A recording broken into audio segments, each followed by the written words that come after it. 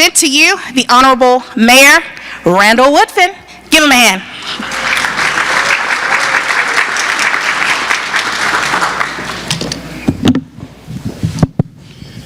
Hey, good evening, everybody. And it's an honor to be with you tonight for this budget town hall meeting. It is just that.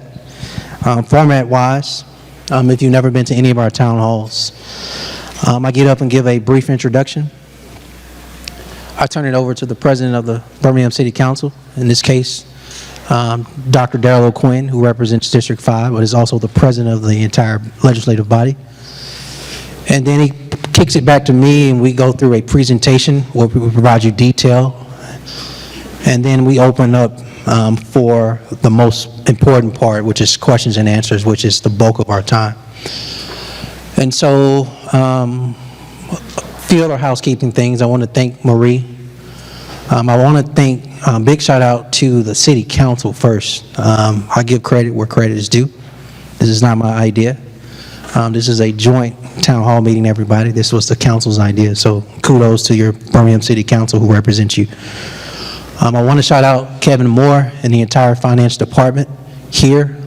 So everybody you see over here, they lead the entire finance team, what we collect and what comes in, as well as what goes out in allocation. So I want to thank you all in front of everybody for your leadership.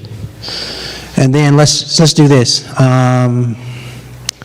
Outside of the City Council, which Dr. O'Quinn will introduce in a minute, there are two other elected officials here, one being one of our judges in the circuit court for the state of Alabama here in Jefferson County, and that is Carol Smitherman.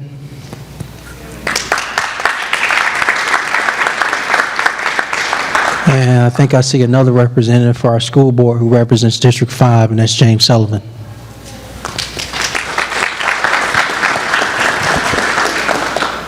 And show of hands or standing, whichever one is your preference, neighborhood officers. Yeah, shout out to y'all. Thank you for. You do a lot of work you don't get paid for, so thank you. You put up with a lot too, so thank you. With that, everybody, what I want to do now is briefly turn it over to Dr. Darrell O'Quinn, who will turn it back over to me. So with that, everybody, President of the Birmingham City Council, Dr. Darrell O'Quinn.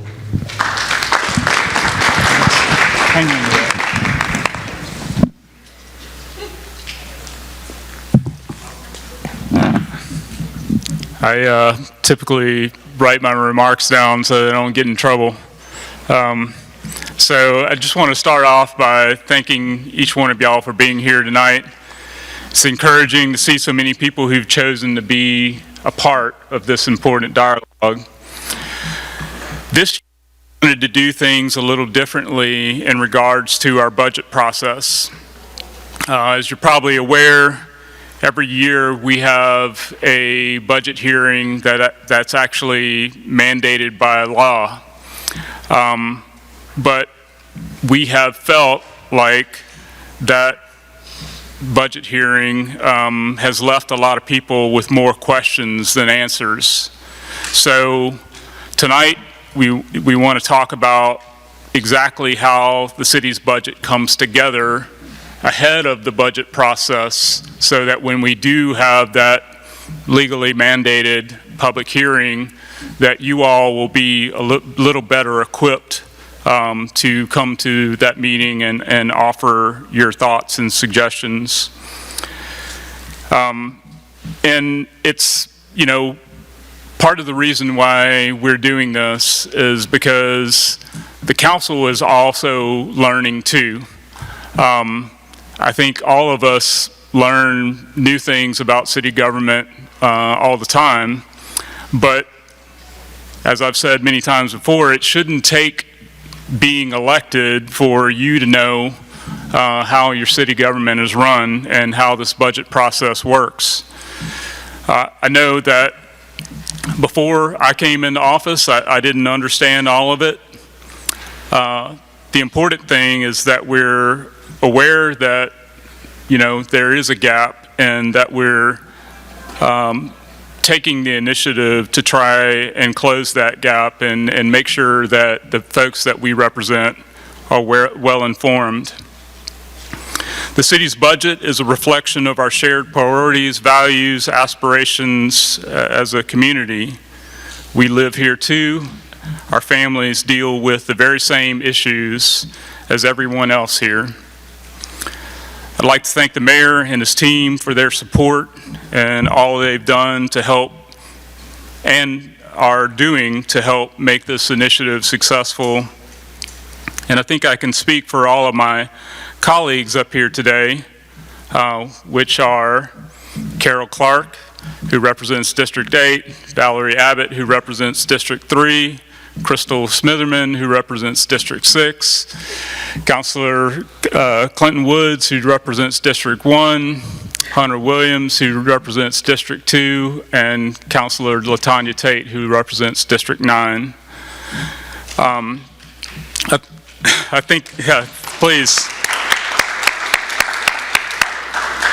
I think I can speak for all of my colleagues up here today that the budget process does not start or stop with these types of engagements.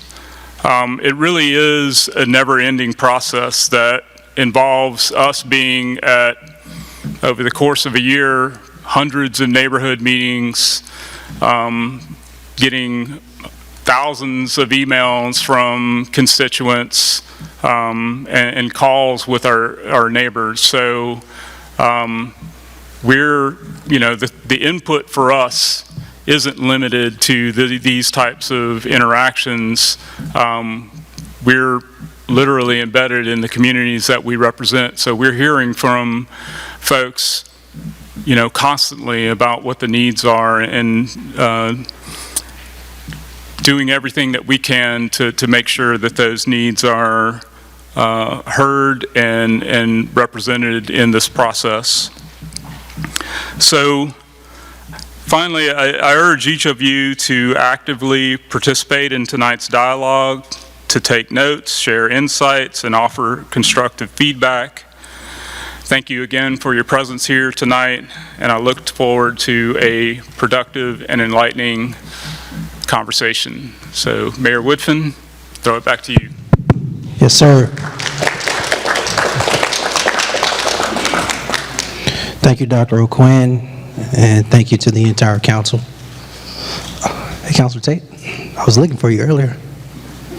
All right, everybody, so what we want to do is spend the next few minutes going over the 2024 presentation as it relates to our budget. Now, this is bigger than just the year 2024. So what I want to start with is something related to what's called our general fund revenue. Often I go into elementary, middle, and high schools, and I will literally ask young people, what's your favorite bag of chips? And they will tell me what's their favorite bag of chips, and then I will ask them, hey, what is the price on your bag of chips? And apparently the bag of chips has gotten really crazy. They give crazy numbers. Anyway, the next question is, the price on the bag of chips, is that what you actually pay? And most of them know the answer is no. And then we get into this question of taxes, and I tell them how that relates to everything we do at the city hall by literally using the example of a bag of chips. Well, in this case, the bag of chips would be the taxes that are collected. But separate from that, you have businesses that sell chips or sell vehicles or sell a whole host of things that all of you all know in this room. So the combination of business license and taxes literally represents almost 80% of everything we collect. A shorter way, a better way to say it is that the city of Birmingham, as it relates to our ability to collect taxes and in return produce city services for you and your neighbors, is heavily dependent on small businesses. It's also heavily dependent on you being a customer going in and supporting our small businesses throughout our city. So this is extremely important. As you go down the list, it is in order related to the percentage collected in taxes. Second would be property taxes at almost 7%. Other revenue, which I'll explain in a minute, is almost 4%. And Intergovernmental is 3.6, charge for services is 3, permits is 2. And contrary to popular belief, we're not knocking people upside their head as it relates to fines and fees when they do something wrong, which is literally well under 1%, actually 0.30 to be exact. If you go to the next slide, I want to break down what some of these mean. So other revenue items include the airport reimbursements, sales of property, interest on investments. Intergovernmental items include state business privilege tax, local gas tax, tobacco tax, roads and taxes.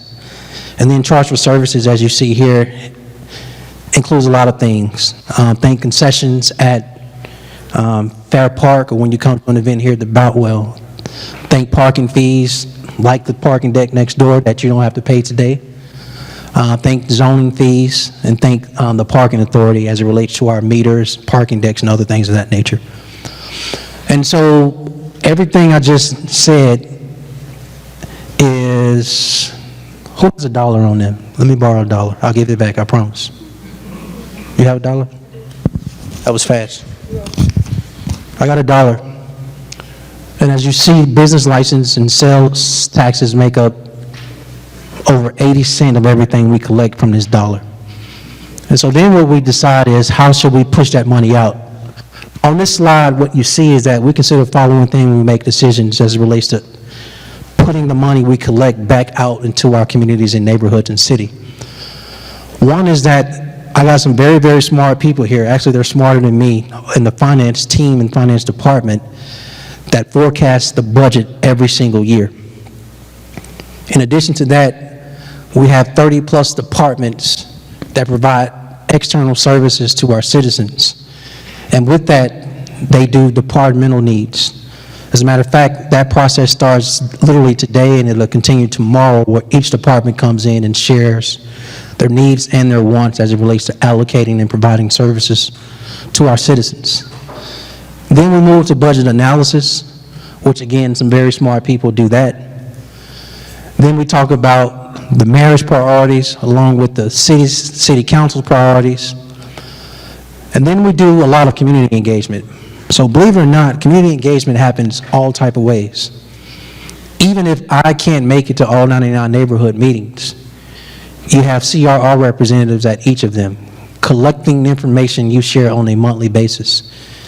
In addition to that, there's a tag team with each of the councilors individually, where we have town hall meetings. We've already had 2 this year, and we're set to have 7 more before the year ends. And those meetings are very similar to this, where we, again, collect information in question form about what are the issues and concerns from citizens. We also get council feedback separate from neighborhood meetings and separate from town hall meetings. And then feedback comes in all type of forms every day. People email 311 or call 311. We get calls and emails from citizens every day. Of course, shout out to the Citizen Advisory Board that's in this room, who we talk to and communicate with often. And then, of course, every Tuesday, 52 times a year, there's a council meeting. And then I told you about the CRR and other staff interaction. And so all of those, if you go to the next slide, here you see it just in the order we do it. We have our strategic plan, we do assessments, we do capital needs assessments, department requests, budget hearings. Then we do a proposed budget to the council. Council declares public hearings and meetings, council workshops, we adopt a budget, and then we execute the budget. Our budget does not run on a standard calendar year, January 1 to December 31st. It doesn't run like nor does it run like the county or the Birmingham City school systems, who I believe run October 1 to the last day of September. We run our budget July 1 of a year until June 30th of the next year.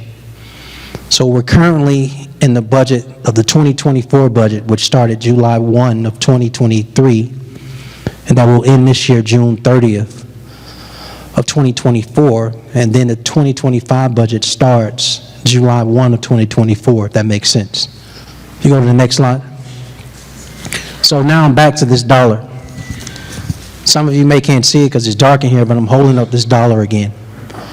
Now we want to talk about how the money is literally allocated. You should know this. We have 3,000 plus employees in our city who wake up every single day and are committed to providing services to this city. They come in all forms, and departments and divisions combined about 30 plus. But I want you to imagine this dollar, or if you had 4 quarters. In 3 quarters, 75 cents of this dollar goes towards personnel. 75 cents. That is salary, that's wages, that's other forms of benefits, that's health care, that's pension, that's everything you can think of as it relates to taking care of our employees. 76 cents to be exact. Right at a little over 3 quarters of every dollar we spend goes towards our personnel. This last budget we had was a little over $500 million. 355 plus of it went to our personnel. And the remaining 24 cents went to our operating budget, which was about $109 million. I have to give her $1 back because I told her I would. If you go to the next slide, I got $1 up here for you. We break this dollar down. You got 84 cents goes to city departments. You got non-departmental. We'll break that down in a minute what that means. 5 cents goes to non-departmental things. We have debt services at 4 cents.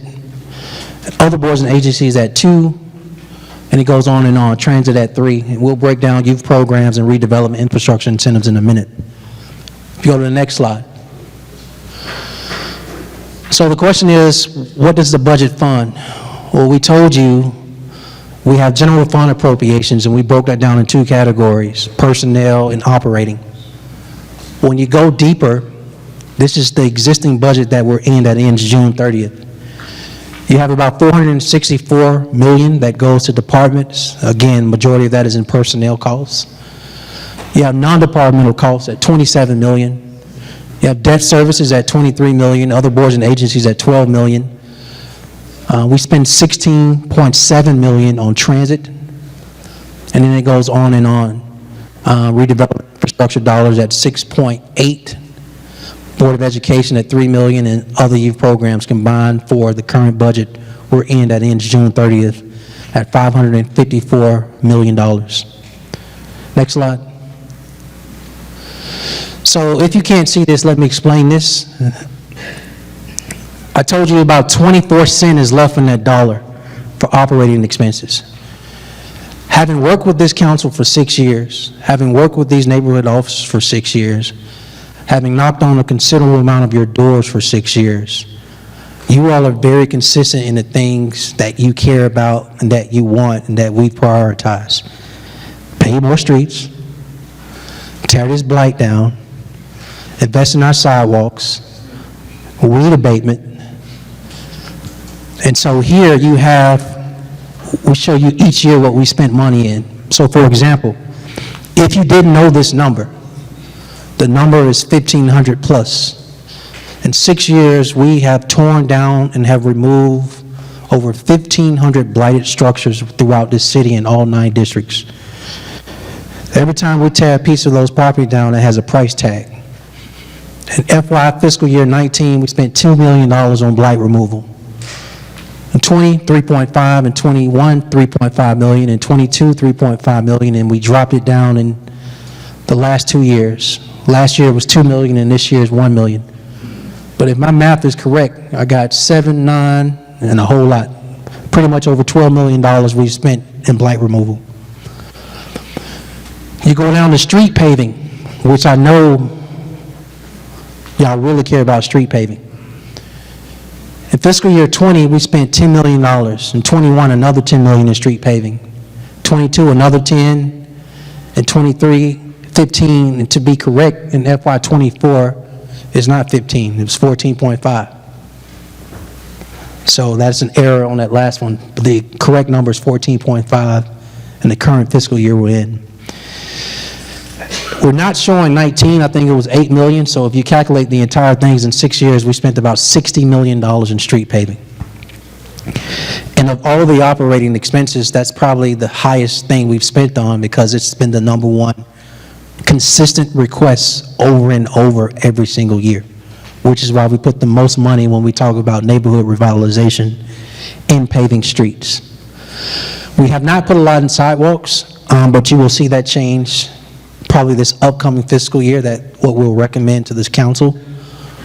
As well as weed abatement has been pretty consistent across the board. We did go up this current fiscal year to 2 million, but we've been averaging about 1.25 million in maintaining empty lots that majority don't even belong to us. So that's the part that sucks, by the way. We are using your tax dollars, or we're using a portion of your tax dollars to cut and maintain private property from your neighbors not handling their responsibility. Now, when we use your tax dollars, we do put a lien on that private property, but it's very hard to collect. So if you see just this current fiscal year that started July 1 of last year and ends June 30 of this year as it relates to putting money back in neighborhoods, streets, recycling, demolition, sidewalks, weed abatement, $18.5 million. Next slide. Now, this breaks down something that I'm very passionate about. What we've done over the years is to increase the monies we give to youth programs throughout our entire city. If you can't see, we give $1 million to the Birmingham Board of Education. But that's on purpose because the other programs are broke out as individual line items. The Birmingham Promise gets $2 million. Mental health gets another $500,000. Conflict resolution gets $1 million. Our safe havens get $500,000. And financial literacy gets $1 million. And I think I'm missing some things, but there are a host of other programs and programmatic things we do that, shout out to this council that supports youth programmatic things that we believe long-term investment will change their lives and they can make decisions better than we're currently making as adults. I'll give you one for example. You may say, why are you putting $1 million in a financial literacy program? And the answer is very simple. In a considerable amount of your neighborhoods, you have predatory cash checking places. And it's my desire to put them out of business because they prey on poor people in our city. And the best way I know how to do that is maybe I can't change adult behavior, but maybe long-term play is we make the necessary investments in the next generation and actually teach them financial literacy, how to save, how to spend, how to budget, how does credit work, how do these predatory places actually hurt you. Then when they get their first job, then they're more likely to just walk past one of those places instead of go in. If I had the time, I would break down each of those for you, why we make these youth investments, but they have an amazing return as it relates to any person in here that has a child or a grandchild that lives in this city. Next slide. So, we talk about our people, which make up the majority of what we do, but if I use the example going back to those schools and I talk to the young people, I not only ask them about their favorite bag of chips and how much their favorite bag of chips costs. Also ask them, hey, how many of your parents make you take out the trash? Now, you would be surprised how many hands go up, but it's a different generation. However, our dump trucks, our trash trucks, our police cars, our fire trucks, our paramedic vehicles, the vehicles the Department of Transportation use, and so many other departments that I've failed to mention, we have to continue to invest in our fleet in order to provide city services.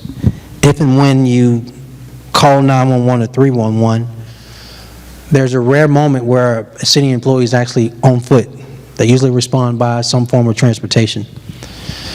So we have to continue to invest in our transportation. In this current fiscal year, we've invested $5 million in our fleet that is spread out among departments, but the main departments that get it are Public Works, Police, and Fire. If you go to the next slide. So then, I'm not sure if Sinead Bennett is in here, but we have continued conversations about our parks and our recreation centers across the city.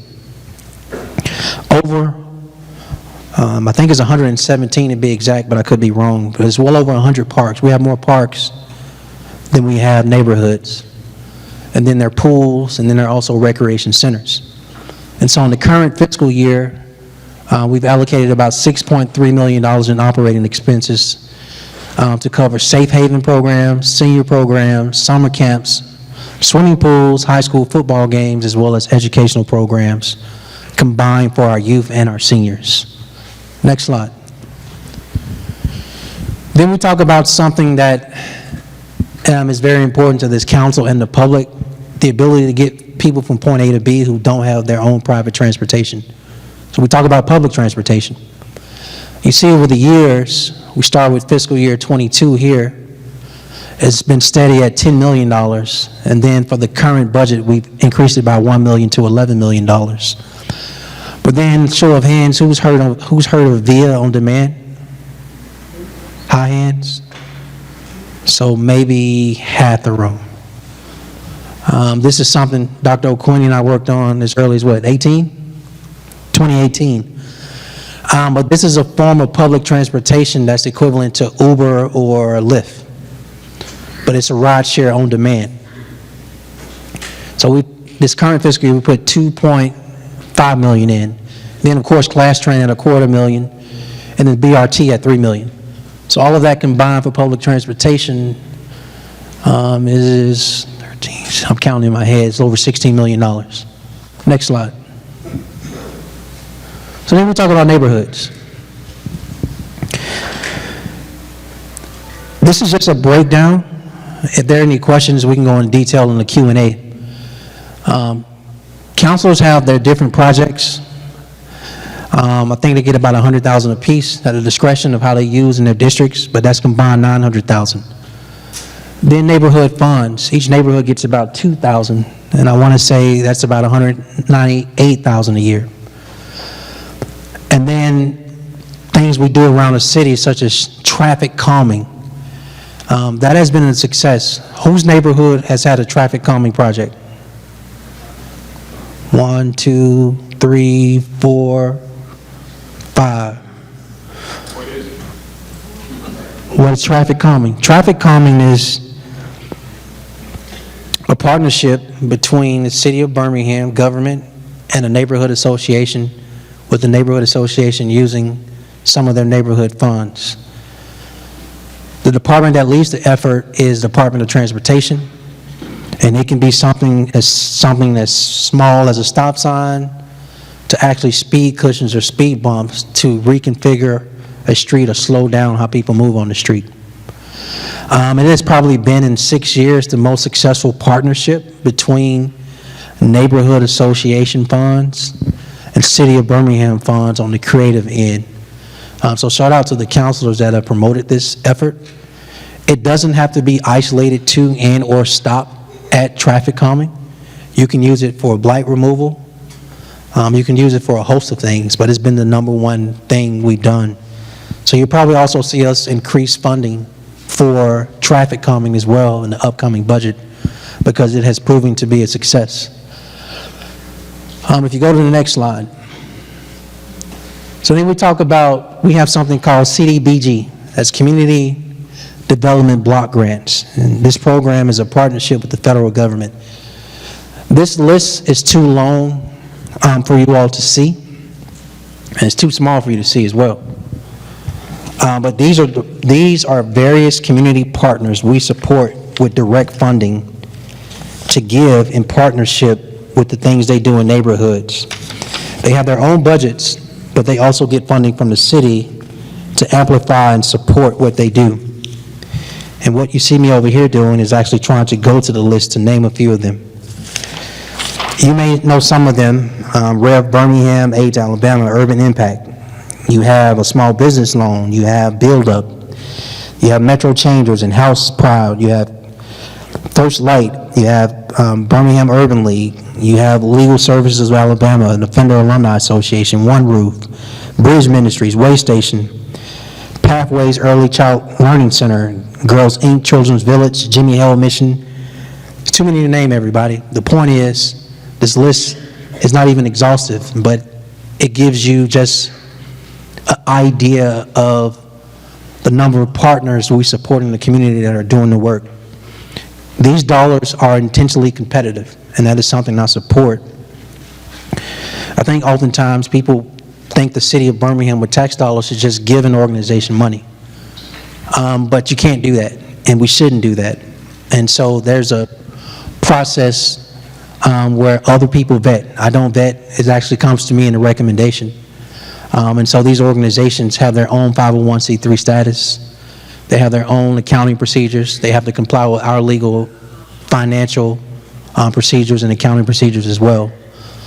And so what I'm proud to say is that almost $10 million have been given to these various organizations and nonprofits throughout our city. And I think, if I'm correct, that's just this year. If you go to the next slide. We also have another competitive program of supporting organizations in our community. You can just, y'all can turn the lights back up because I can barely see y'all. I got it. I'll talk to them. BOLD is a program under economic development. Oh, thank you. As you see from the slide, we've given $4.6 million to various organizations over the last 5 years that are small businesses. These organizations, I'll just give you a couple of stats. The $4.6 million we've given has yielded an impact of $8.8 million in match funding. We've been able to serve and support over 3,014 small businesses. And then we've been able to support a little over 6,300 residents served with these BOLD competitive grant dollars as well. So whether it's on the nonprofit community end or whether it's on the economic development small business interest end, combined with just this fiscal year of almost $10 million and 4.6 over the last 5 years, we're very intentional about supporting community partners to make sure they have the best chance of success of improving quality of life in this city. If you go to the next slide. That's it. That is it. We will reserve the remaining of our time for any questions you have that you already came to this town hall meeting with in your mind, or anything that you saw here that may have prompted you to want to go deeper. We intentionally use these cards, so does anybody have a question that has not received a card? Show of hands. So we want to give you another card.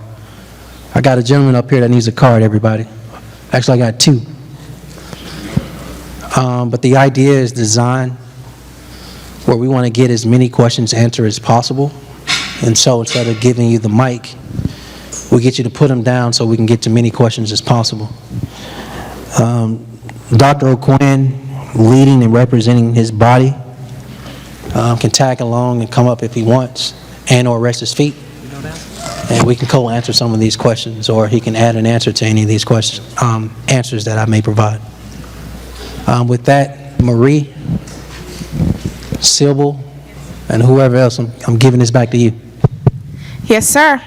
Our first question of the night: how does the city determine what roads are paved?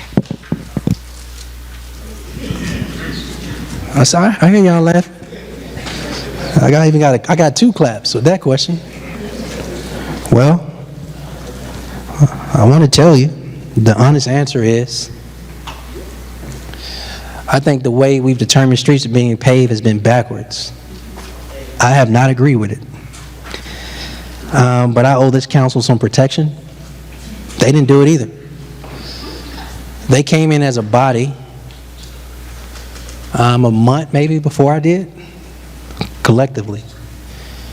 And we inherited a unfunded 5-year street paving plan that we didn't create. If I'm totally honest with you, I can't tell you how they created it, but it felt very politically driven. Let me define that. It felt squeaky wheel driven, not necessarily an actual neutral, objective process done by professionals. I could be wrong. So So let me give you more detail in the answer because I think it's probably the most important question. As you see, outside of personnel, it is the biggest thing we spent money on. We spent literally right at or a little over $60 million in 6 years in street paving. Let me tell you the direction we have to go moving forward, and the council's already approved this. With a $500,000 budget, we've approved a third-party organization to come in and literally assess and letter grade every single street in our city. So imagine, if you would, a report card. And all of us have been in elementary school. The best streets will get the letter grade A. The second best streets will get the letter grade B. I guess fair streets will get the letter grade C. The second worst streets will get the letter grade D, and I think y'all can tell me what the letter is for the worst streets. F. Now, when that process is complete, would anybody like to tell me which streets they think should be paid first? And that's what we'll do. That takes all the politics out of street paving. What I've told the team is, hey, when this process is over, I think we should be overly transparent. I think every citizen in Birmingham should know the best and worst streets. We didn't do it. I didn't go to Dr. O'Quinn and tell me what's the worst streets in District 5. Give me your list. Give me your list in 8. Give me your list in 3. Give me your list in 6, 1, and 2, and 9. We did not do that on purpose because we don't believe that's the most efficient way for an issue that is really bad, by the way, right? We think $60 million is a lot, but a lot of y'all drive on streets where you haven't felt or seen that $60 million, right? You're still dodging potholes. Some of y'all still got streets that haven't been paved in 30, 40 years. We inherited a $50 million backlog of street paving. So even if I clear the 60 or the 50 plus 10, how many more streets y'all think still need to be paved? A gazillion of them. So we believe this process is fair. This process is the least political. This process is super efficient. And once we get the list, we will publicly share it. And then you'll see us phase out the 5-year, which I think, O'Quinn, isn't this the last year of the 5-year? Should be. Y'all can help me out. Head nod or something, like, team, please. I think this is the last year of the 5-year, everybody. So we'll be able to take the new list that's been given to us and start paving from there, if that makes sense. Next question. Yes, sir. Why can't neighborhood association budgets get raised back to $10,000 a year? Chaz, what's the total amount? All right, that is a fair question. Y'all want my honest answer? Here you go. We have been looking at what neighborhoods spend their money on for the last 10 years before we got in office. Top 3 things y'all spend money on. Hot dogs. Hot dogs. Some of y'all like ketchup. Some of y'all like mustard. I'm scared of y'all to put hot sauce on it, though. I'm being funny and being serious. That's fun days. You spend money on fun days. Hot dogs, paper plates, jumpies, stuff like that. And I'm not knocking it. I'm not knocking it. I'm just telling you what you spend the money on because we got the receipts. 2, I'm giving you the top 3 things you spend money on. NUSA. NUSA, that's a national conference where neighborhood officers spend the neighborhood money, go out of town. Not knocking it, nothing wrong with that, but you spend the money to go out of town and represent your neighborhood. And the other top 3rd thing you spend it on is the Martin Luther King breakfast. Now, to be clear, the city government's business is not to tell you how to spend neighborhood money. That is reserved to the majority of those neighbors who come to those neighborhood meetings, and y'all spend it on what y'all want to spend it on. But we're not motivated to support more hot dogs or jumpies or more travel or cold eggs every January. That may sound harsh, but y'all know I'm very honest with you. And I'm not knocking our neighborhood presidents, I'm not knocking our neighborhood vice presidents or our secretaries, because you bust your butts really hard for your neighborhood. And you don't approve it unilaterally. Your residents approve it. But that's hard to justify when the complaints I get is the pothole, people need to slow down, all the neighborhood stuff. And then you say, give me more money for my neighborhoods, but you don't spend it on the neighborhood. So that's why we don't get more money for the neighborhood. I may lose some support by saying that answer, but I wasn't gonna come in here and lie to y'all. That's the honest reason. Next question. Will the budget ever be decreased for the Magic City Classic? Why? Why should it decrease? It brings in more money than we put out. Can you go back to the first slide, please? Can you go back to the slide that talks about, I'll tell you when to stop. Right here. Let me tell you what was left off this slide. Actually, technically one, it's under taxes. Can you all imagine a city that's, majority of our surrounding suburban cities are dependent on the second thing you see under their property taxes. If we were only dependent on property taxes, all the stuff y'all want to do, we couldn't do. Because for every dollar we collect and bring in, it's only 7 cents. So as a city, I told you we are heavily dependent on small businesses, but we're also dependent on you and your neighbors and our visitors to come into our city and shop and spend their money. We can't do that without sports and entertainment. So embedded in this 79.7 cents is sports and entertainment. Some of y'all wanted to knock my head off in 2018 when I decided to stop a 40-year conversation about a new stadium. But some of you all have never heard the reason why I did it. I've never been able to explain it in a setting like this. The answer is simple. We make an investment where we pay $3 million a year, and we get that back tenfold. All the new events y'all love to go to. Some of y'all have to travel to Nashville and New Orleans and Atlanta and all these other places. You have a legacy arena that's been refurbed. You have a new amphitheater that's coming. You got a new football stadium. Those things produce events which attract not only you, but attract visitors to our city. When you talk about the Magic City Classic, no, you will never catch me wanting to decrease the funding from that, because we make that money back a gazillion-fold. I don't even know the number.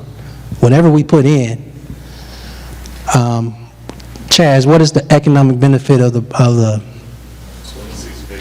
$26 million is the economic impact for the Magic City Classic. Now, who wants me to decrease funding for the Magic City Classic? Who want the Magic City Classic to go to another city? So no, the answer is no. Next question. Will we ever get mass transportation, for example, bus, train, to cover the complete city? I would love that. We couldn't do that alone. So we spend a lot of our time being students and studying best practices in other cities. And it turns out other cities in other states, Dr. O'Quinn, you're in a way better position to answer this question than I ever could be. I'm gonna pass you this microphone in a minute. You just take over. He thinks I'm playing, everybody. Just turn it on when you feel like it. You want Kara to hold it for you? He's taking notes. Pass it to him when he's ready, please. But I'm gonna finish it. I'm gonna finish it. And then tell me where I'm wrong in this answer. The state of Alabama, everybody, is not like a lot of other southern states. Public transportation is it's most efficient when city government and state government actually give. So we have a state constitution that says taxes collected are only supposed to be for roads. So our constitution forbids state funding going towards mass public transportation. You can't have the most efficient public transportation system you desire or want with only local tax dollars. And it's only because there's not enough local tax dollars to make it efficient and expand across the city. It's not that we don't desire it, it's that literally it's unaffordable with only local tax dollars. I would have to take from somewhere else to give to more transit. So, I like your song. I give $60 million to pave streets. In one fiscal year, I give $14.5 million to pave streets. One fiscal year, 14.5. In this hand, in one fiscal year, I give 16.5 for public transportation. So it's not a matter of not wanting to. It's a matter of us and other cities across the state advocating to change the state's constitution to actually get state funding to support a more efficient public transportation system. What I miss, brother? That's most of it. So the important factor is the state funding. In most other states, they have a built-in revenue, so they can, they may have like a sales tax that has a 30-year sunset on it, and on any given year brings in millions of dollars. Well, transit authorities can use that guaranteed revenue to make investments in the system. But in Alabama, the contracts with the individual municipalities are year to year. So the transit authority doesn't know if Vestavia is going to pay for transit next year or the following year. So they can only, plan out a certain amount, and they certainly can't borrow against guaranteed revenue because the revenue is not guaranteed. The other thing that I'll say is that we are pushing really hard to redesign our transit system.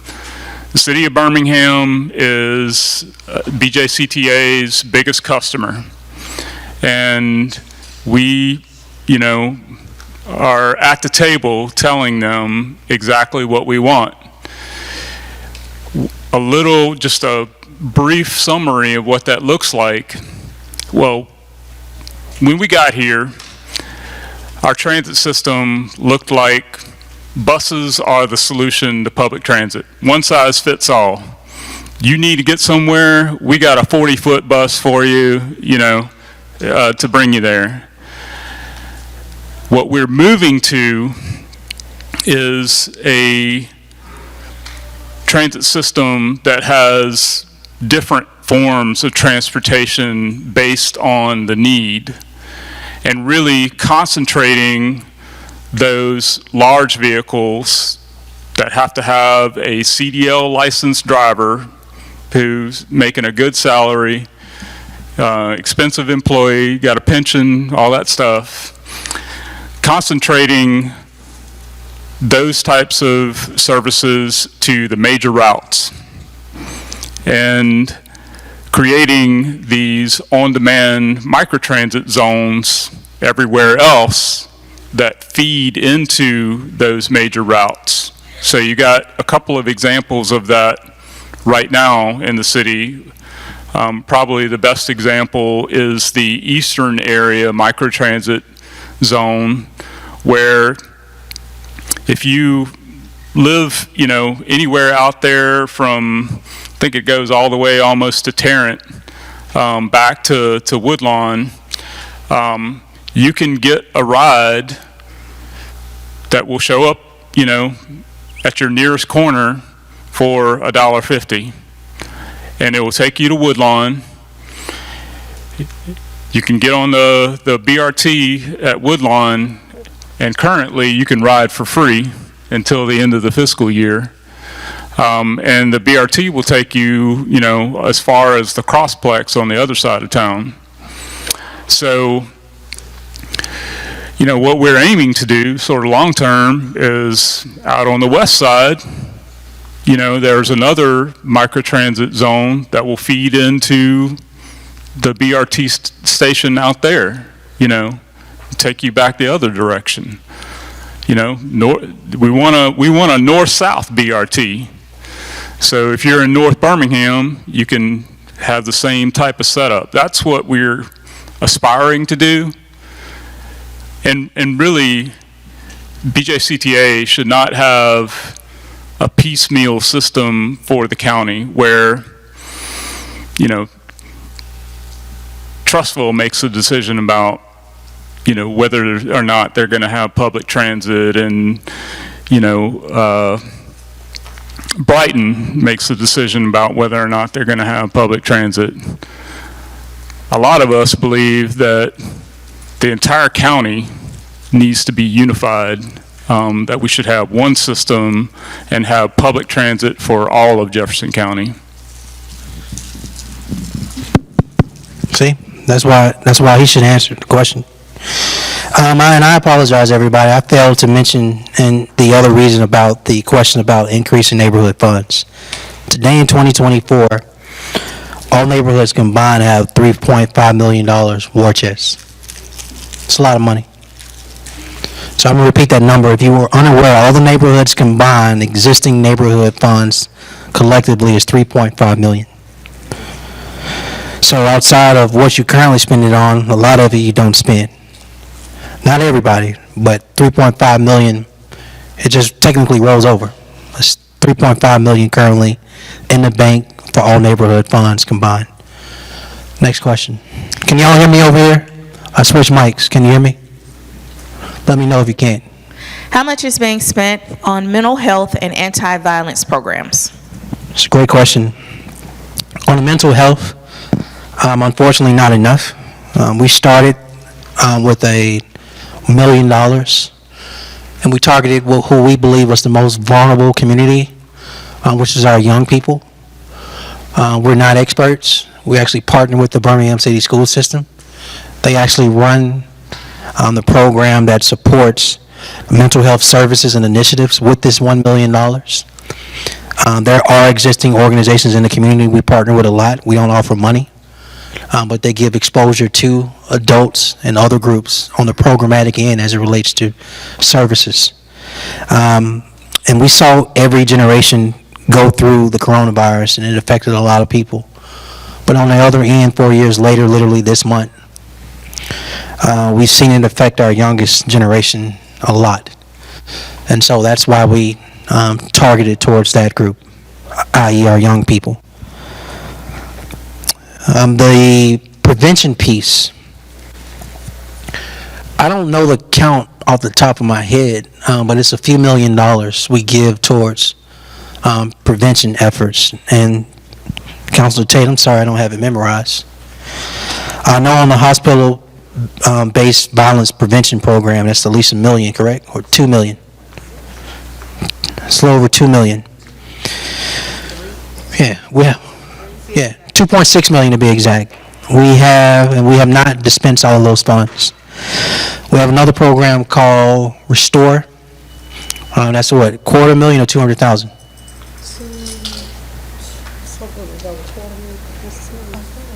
Yeah, I think it's $250,000 on the Restore program.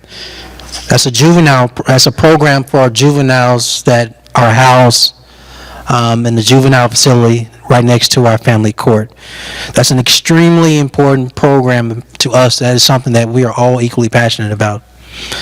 It turns out these young people between the ages of 13 and 17 are, I think, 86% more likely to kill or be killed. I'm sorry, to kill or be killed at some point when they come out. They are over 90% more likely to get back out and commit crimes that make them be charged as an adult and sent to the county jail, and then eventually go to the state custody as well as federal custody. And so this program is in partnership with Family Court as well as the county, and it is very impactful and powerful what it can do in providing wraparound services to not only provide second chances for these young people, but while they're in custody and when they come out to engage them. So that's home and community and their parents as well. We have another program called Common Ground. It's at $1 million as well. It is a full conflict resolution program in partnership with the school system where people are embedded in the school, and the ideal is simple. It turns out that every adult in this room gets angry, gets mad, gets upset. We're not in church. I wonder, should I use the P word? I'm not going to do it. Anyway, you have all those emotions, and that's fine. How you respond and react to those emotions are a different thing. It turns out in Birmingham, Alabama, like a lot of other urban cores in our nation, that people respond with guns. And the type of guns they use and the type of bullets and the switches have changed in all communities, and it's increased gun violence. So what we're banking on is by teaching conflict resolution to the youngest and next generation, that when they become adults and somebody makes them angry and mad and upset, they'll respond and react differently because they would have been actually trained on how to handle conflict, which, when I think about it, nobody actually never taught me how to handle conflict as a child or an adult, believe it or not. But if we don't do that, then you'll see the next generation continue to pick up guns. Next question. Why can't neighborhoods send whoever they want to conferences instead of just officers? No, I don't know. They can. I got every city councilor said that's not true. They can. Next question. That was a quick answer. So whoever said that, they can. Can you offer a response and also the business hinder flow of traffic on my street? Can you help with this in terms of traffic flow on their street? Yeah, that's a unique question because it's not, I don't think it's a question related to the budget, but how about this? Whoever has that question, James Fowler is not here. He's over the Department of Transportation. Who do I want you to see? Ryan. Ryan, can you stand, please? Ryan is one of my amazing team members, everybody. I don't know who has that question, but can you please see Ryan when this town hall is over? He will direct you to James Fowler for us to go in more detail of that question, make sure we address it. What's your next question? If 355 million is personnel and 109 million is operating, what is the rest of the 554 million fiscal year 2024 budget for? I don't know. Let's do some math. Can somebody go back? Can you go forward, please? Can you go forward? Keep going. Keep going. Go back. Oh, go back. Keep going. Right there. This is what the rest is for. Non-departmental debt services is 27 million. So, debt service would be something that, for example, 3 million of that would go towards the BJCC expansion. Is a good example of the non-departmental, and I'm sorry, it's a good example of debt service. So I hope I answered your question on math. That's a good question, but no funny math, I promise. Next question. How much of the federal funds we received are unallocated? All right. Let's see. I'm very honest. I don't make up numbers. So let me start by saying I don't know the exact number. However, we have different pots of federal money, if that makes sense. I just gave you an example. For example, we got CDBG funding. Those dollars are allocated. Then you have ARPA dollars. Birmingham got 170 or 140. We got 141 million. I apologize we didn't make that slide. What I can tell you that there are a few millions left. We are working with and partnering with your counselors as it relates to priorities in their district. The rules are simple. The federal government put all cities, all states, and tribes, whoever received the ARPA dollars on the timeline. And so even if those dollars don't get out the door, they will be committed by the time that deadline ends. When does that deadline end? December of this year. So you'll see all ARPA funds committed by the end of this calendar year, December. That's a great question as well. Yeah. If you give us your information, we'll make sure that a gentleman by the name of Chris Hatcher follows up with you, because he runs ARPA allocations for us, and he'll give you all the detail you need. What's your next question?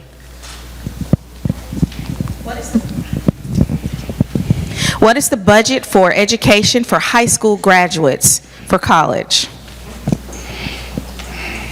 Well, that's not our department, actually. There is no budget for high school graduation. What we do is we have a program called Birmingham Promise, and we've committed $10 million to this over 5 years, $2 million a year. But that money that is a workforce development on our side. So our monies are not allowed to go towards scholarships. That money is actually raised. Over $20 million has been raised for actual scholarships. But the $10 million, let me tell you what it's for. Did anybody in this room work in high school? When they were in high school, did you have a job? I know I'm not the only one that had a job in high school. Thank you. Thank you for participating. Did any of y'all get high school credit hours for working when you were in high school? One person. Two. I'm three. I was able to leave high school early. I received high school credit hours for working, and I worked at a grocery store. But our current juniors and seniors have something way cooler than any of us could have ever had. They have an opportunity while in high school to be exposed to a career they have an interest or passion in, or something they want to do or be when they grow up. They can leave high school early, receive high school credit hours for working, and actually be paid a livable wage in the state of Alabama, $15 an hour. That money is split between the employer and the city. So the employer matches our $750. And so that's a workforce development program for our young people. Next question.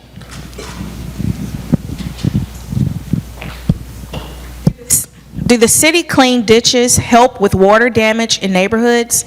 Can neighborhoods use this allocation to do so? Well, the answer is yes. Your neighborhood bonding pretty much can go to all things neighborhood related. However, we can clean our ditches, but in a lot of instances, that's not going to stop what exists. So let me tell you what's happened over the years. Birmingham is an older city. I told you earlier it was founded in 1871. And our stormwater system is just dated, period. Birmingham also sits in a bowl. I think I've explained this to a lot of people at neighborhood meetings. You have these neighborhoods that have the word hills or heights in them, but not all of them. A lot of them have the word hills and heights in them, and so the outer you go in the city, the more you go up like this. The more you come in, the flatter it is. You add on top of an old system, you add on top of the fact that it sits in a bowl, then you got something in third place. Actually, this is no particular order, but it's called global warming. It's an actual thing. And weather patterns continue to be crazy. A good example is a rain event happens in our city, and in the 45-minute window, it dumps a crazy amount of rain that our old system can't sustain. So it doesn't matter how much we clean out the ditches, the system is just overwhelmed. I hear you, Carol. I hear you loud and clear. I know that's one of your priorities and you're passionate about. So it turns out the only thing more expensive, everybody, than paving streets in this city is upgrading our stormwater system. If paving streets is in the millions, then to upgrade our stormwater system citywide is with a B. Not sure how many numbers in front of B, but trust me, it's a B.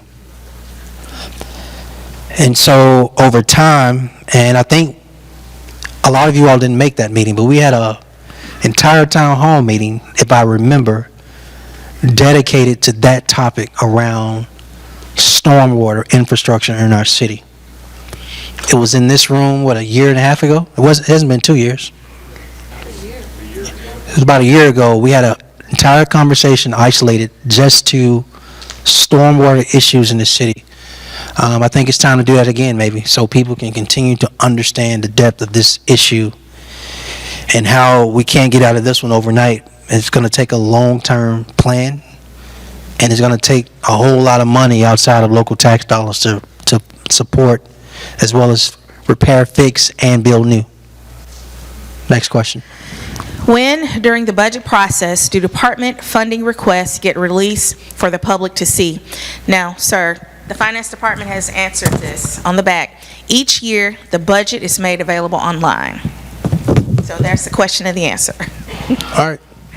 All right. Fine. When is it, though? When? May? May. The answer's in May. How about that? The answer's May. You get it. You get it in May. May of every year. Is there a neighborhood breakdown of how much money is given for demolition? No, but I think there's a city council breakdown, if that makes sense. District. It's by district. It's not by neighborhood. What I can tell you again, can you go back? Oh, I'm sorry, go forward. Go back one more. Two, come back. One more. Right here. If you see this number, 7, 4, 11, 12, $15.5 million in 6 years we've gone. It almost matches the number of blighted structures we remove. We removed 1,500 citywide. Let me tell you who has the least amount of blighted structures. You should be able to easily guess that. It's going to be in District 3. The second area that has the least amount of blighted structures is District 2. Nope, I'm sorry, 1 actually. 3, 1, 2. In order, District 3, District 1, District 2 has the least amount of blighted structures. We've had significant demographic changes in District 9, District 8, District 7, District 6, District 5, District 4, and then District 2. And what's happened over time is a host of things. Air property fights, slum landlords, absentee landlords, and a host of other things. So blight has been a serious problem citywide. But I want to be very clear. Removing 1,500 blighted structures at over $15 million is a big number, especially with tax dollars for private property. So you'll continue to see us be aggressive. But it's not overnight. We can just remove every blighted structure in the city it would one swoop. Because again, if we did that, we would have to take from somewhere else to do that. But as you see, over 6 years, it's been very systematic with over 1,500 removed citywide. How can nonprofits receive funds through their districts, council reps, discretionary funds? If so, what is the process? It's one that I'm so excited to give the mic up for. Who wants to answer? Go, Carol.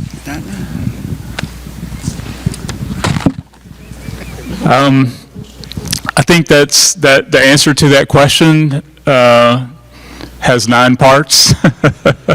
It's probably a little different for each council office, but you know, I can tell you that it starts with reaching out to the counselor. So, you know, if you're a nonprofit organization that's interested in seeking, you know, some portion of an individual counselor's discretionary funds, you need to be talking to that person. And I feel pretty confident in saying that a conversation doesn't cut it. You got to come with a real proposal. And not only, you know, a proposal to do, to render a service to a community, but you need to show us how you're going to measure the impact. But again, you know, the simple answer to that question is find out who the counselor is and just start a conversation. Thank you. And no, he's serious. So He's not being funny when he says it requires more than conversation. I will not. I had one, y'all, about a year and a half ago. Actually, it was in 2021. So people came to our office and says, I want to get my number right. We want $29 million for our nonprofit. I was like, huh? Y'all, I swear to you, they had a one-sheeter. I was like, well, that's not going to work. And so they came back, it was like, we made a mistake. We were supposed to put a decimal point. We want 2.9 million. That's still not going to work. I'm not sure if y'all saw that breakdown. I'm unaware of any city government that's giving one nonprofit that type of money. Next question. So you got to have detail. You have to have some detail when you come to counselors with their discretion. When will the city institute more resources or programs for improving, rehabilitating, or upgrading housing for seniors struggling to keep their homes livable and in a decent condition? So we just did it, everybody. I promise you we just did it. For years, I want to say up until, 2022, I believe, if not 23, we were only giving $15,000 max per critical home repair programs for our seniors and elders in our community. 100% of those funds went to exterior things of your home. Think paint, think roof, think porches, etc. And what we found was not only a backlog existed, trying to get those dollars out of the door, $15,000 in today's economy wasn't really making the impact you deserve for that critical repair you needed for your home or for your mother or grandmother's home. So we actually doubled it. This current fiscal year we're in, for the first time, I believe, it's now $30,000. And y'all, this program is so needed. I wish the team members who lead that program are not here, because the town hall meeting was about the budget process and finances. We didn't really have those team members for departments. But when we opened this process up last time for, I believe, only 200 slots, we had an event in Fountain Heights, Councilor Tate, for 250 slots. Literally over 750 people showed up. Seniors and elders in our community. So one, we know the need exists. Two, unfortunately, the process is co-partner with the federal government, so we don't dictate all the rules. Three, there are all type of requirements that include, income, etc. Again, that we don't dictate. And so then we got creative, everybody. When we maxed out at that 250 slots, we partnered with Corporate Birmingham to say, hey, we need your help in supporting the program to help increase opportunity for seniors to get a new roof, a new exterior paint job, a new doors, or energy efficient windows, and a host of other things. That program has been successful. Again, we don't dictate that program, though. We amplify it and we promote it and let people know it exists. But we don't dictate it. But it's been a very great program, and it's only been in existence about a year and a half. So the increasing the funding from 15 to 30 is new, and partnering with the private sector is also new, to give more opportunity for our seniors and elders for home critical repair, because this is something we actually believe in and support. Where do you see the arts going and a hub for artists in Birmingham? What's the likelihood of funding something like that? That's a great question. Is Ed Field still here? He snuck out. He had his son with him. He had to leave.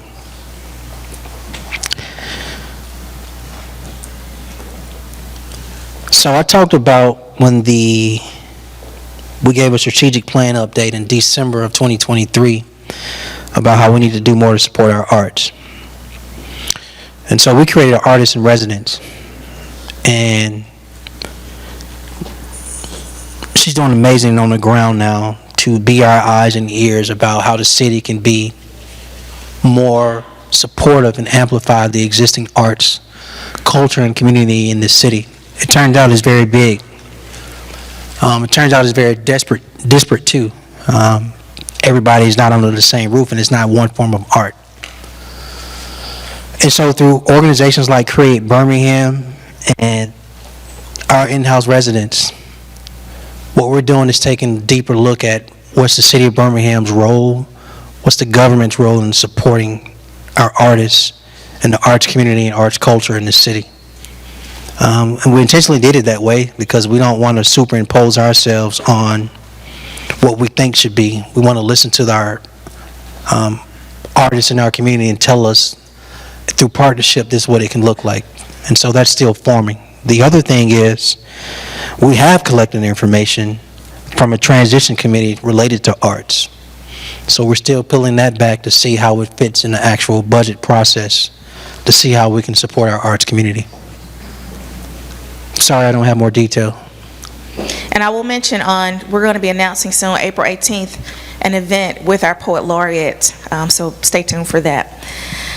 In terms of youth organizations, are you making them accountable for the funds that is being given to them? There are youth who state they have no clue of the resources, of what to do with the resources, and yet the city funds them. Yeah, so the answer is yes, we do hold the organizations accountable. One of the things we as in the council and mayor, we pride ourselves on, we over-communicate in every channel. Direct mail, email, newsletters, social media, text, radio, TV, PSAs, and every single communication channel you can think of, we communicate in. And so as it relates to our youth programs, that's the one we get the most excited about, to let parents know, to let families know, to let children and the students know these opportunities exist for you.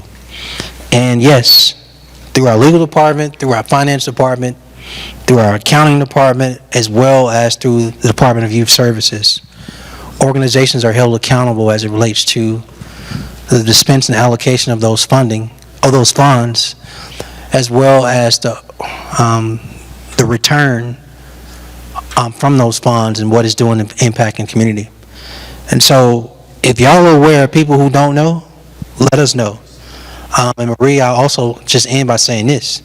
If y'all are aware of other communication channels we can use, please let us know, because we are very intentional about over-communicating, especially when it relates to our youth. So, Mayor, we've received several neighborhood-related questions, and we're going to have our CRRs reach out with responses directly. So, most of the remaining questions are related to neighborhoods and not specific to budget. Yeah. So, again, this town hall meeting is designed for budget. However, this is where, if you've ever been to our town halls, we're very consistent in this. We will answer every question, even if it's not up here, studied here. What we don't want to do is get into a position where you have a neighborhood-specified question, and I make up an answer, or I don't have the answer because the people who would be here are not in a position to answer. The only team members that are actually here are people related to who do the budget, because this is a budget town hall. So forgive me for not having those people here. But the council just made me realize this was not the first time we did an isolated topic. We did one on stormwater. So we tend to do that outside of our mayor-council town hall meetings. We tend to have isolated topics. We are open to a neighborhood town hall meeting where we just talk about neighborhood issues, but those issues usually come out with the mayor and council town halls. And so if it's not answered today, stay tuned for, we have 7 more town hall meetings this year in partnership with the individual city councilors to talk about individual neighborhood issues. So I promise you we're not dodging the question related to your neighborhood-centric question. Is there anything else related to budget? Anybody have any other questions on budget you want to write down? Do you have it written down, ma'am? Because we gotta stick with our process. It's related to the budget. I'm gonna go off script one time for this young lady. Coming to you. Yes, ma'am. Senator Roger Smitherman is in the building, everybody. Shout out to our senator. Yes, ma'am. Is the $23 million that you have up there for debt service, is that the total amount of debt that the city is in? That's including operating and capital. I'll make sure I give you an honest answer, and that was worth giving you the mic for, young lady. Chaz or Kevin? Make sure I give this young lady an accurate answer. Who am I passing this mic to? The $23 million in debt service was the budget for fiscal year '24 only. That's our annual payment for debt altogether.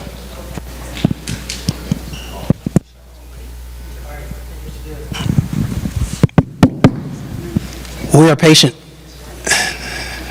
and you all have been very kind with your time. You've taken time away from your home, your family, your schedules, your life to be with us tonight. We was gonna ride with y'all to 7:30. We literally still have more cards. If you have a budget-related question, I will stand here and give you an opportunity to write it down. Anything related to the budget, just have to write it down. Raise your hand, we'll give you a card. I got a card. Let's give this young lady a card. I got a young man back here. Let's give him a card related to the budget. I got another young lady back here. She has her hand up related to the budget. And this young lady has a card related to the budget.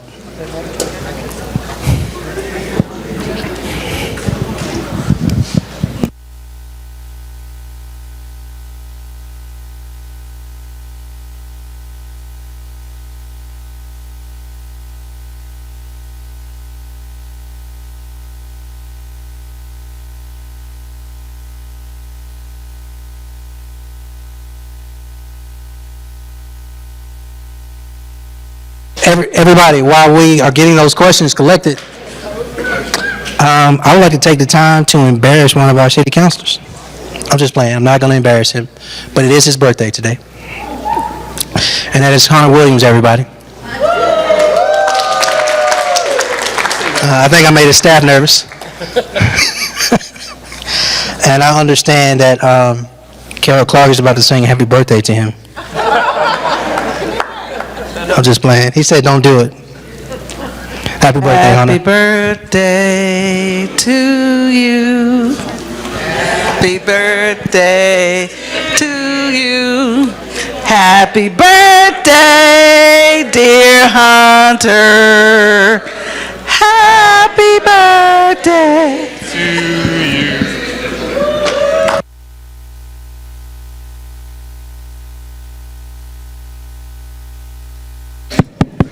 All right, Marie, those few hands that went up, you got a question for him? Yes, sir. What's your first one? What are the DOJ funds being spent in the budget? Department of Justice? Well, 100% are related to prevention reentry efforts. You have to forgive me for not having the detail of them, but that person's question, make sure that I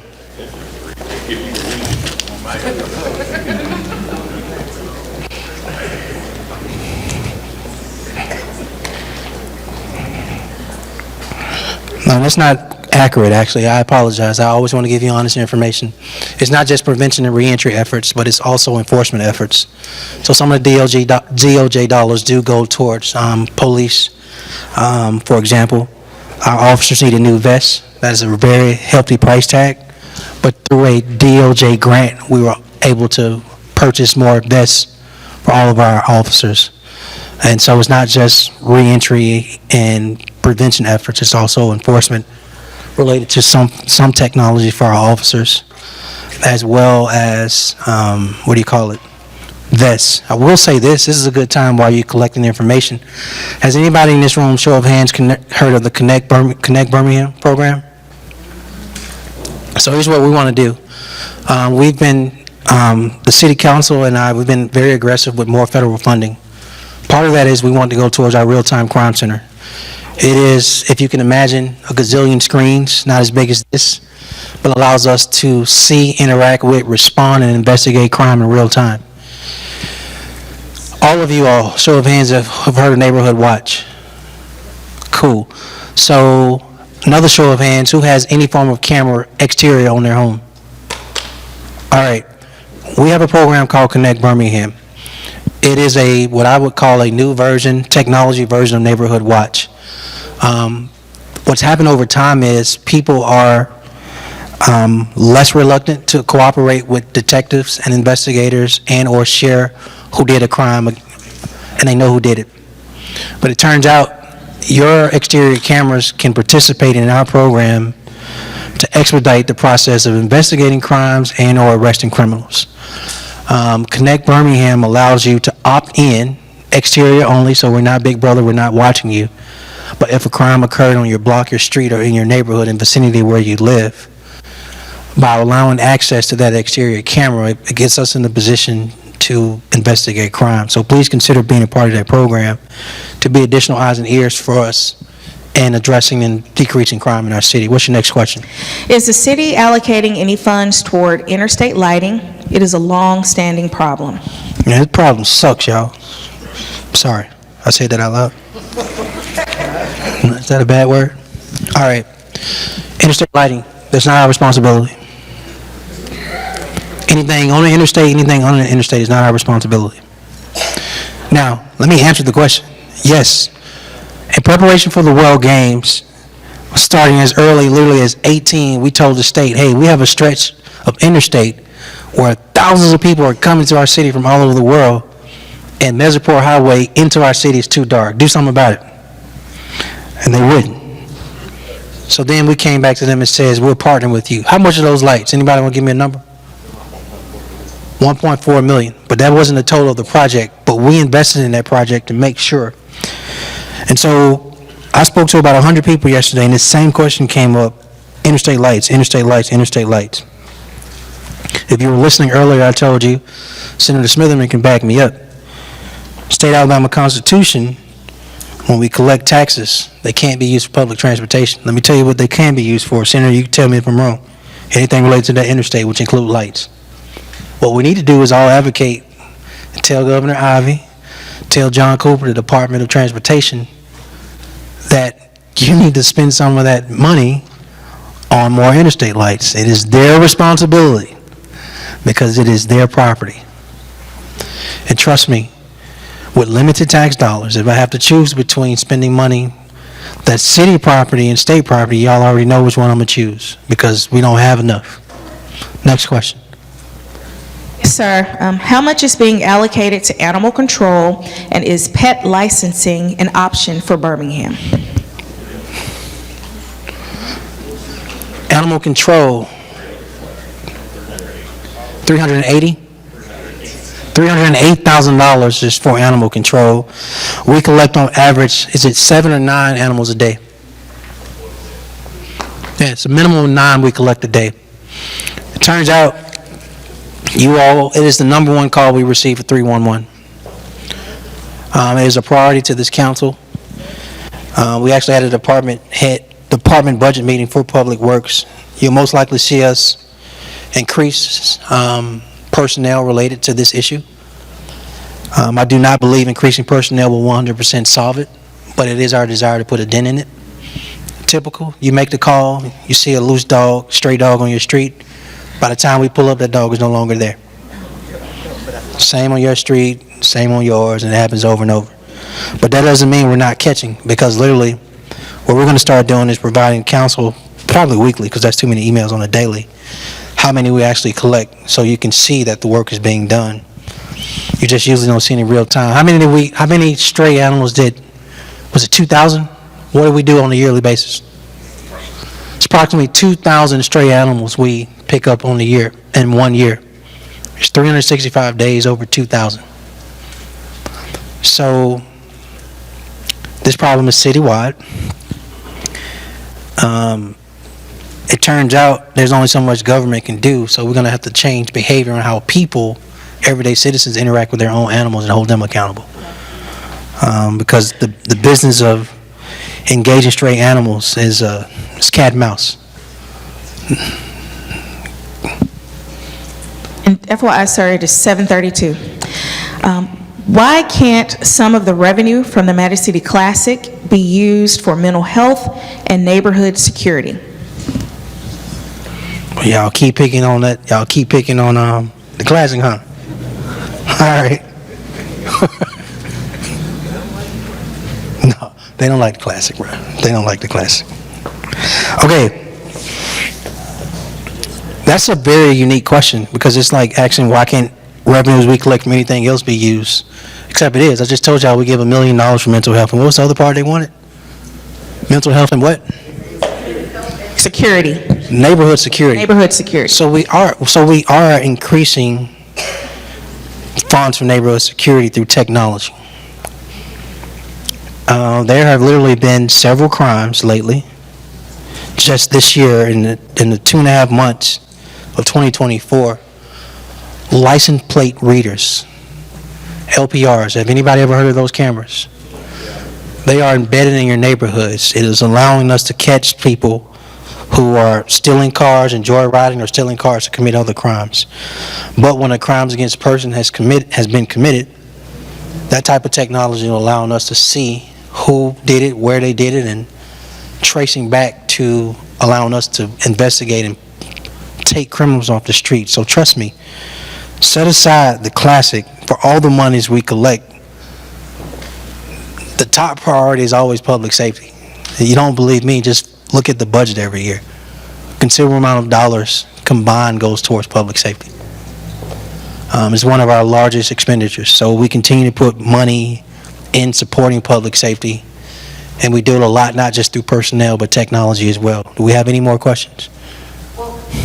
Sir, FYI, some of the questions weren't completely clear, so what we're going to do is reach back out to the questioner and get some clarification so that we can follow up. I got a lot of finance people over here. Please see them if your question wasn't answered. If you have a neighborhood question, related question, we literally have 7 more town hall meetings this year that are designed for neighborhood issues where other team members will be here to respond if I don't have an adequate answer. I am grateful for everybody's time tonight. Before you leave, please be patient. Dr. Darrell Quinn this was a joint town hall. He would like to speak on behalf of his body. Yeah, first off, I just want to thank the mayor and his team for doing this. To my knowledge, this is the first time that we've had this type of event. And so thank you for playing team and working with the council. I also want to recognize Councilor Crystal Smitherman. She has been the lead, the point person to do this. I think all of us jumped on board when you proposed that we do this. So, but you took the initiative and really, spearheaded it. So, thank you for that. The other thing I want to, yes. The other thing I want to remind you about is we have created this budget booklet. It's not very complicated. There's a couple of pie charts that you're going to need a magnifying glass to read. But it's got more information, even more than what Mayor Woodfin presented. Not numbers, there are some numbers in it, but it's really easy to read. I want to recognize our public information team, the council's public information team, for putting this together. So they did a great job. Again, this is a first-time thing. This has never existed.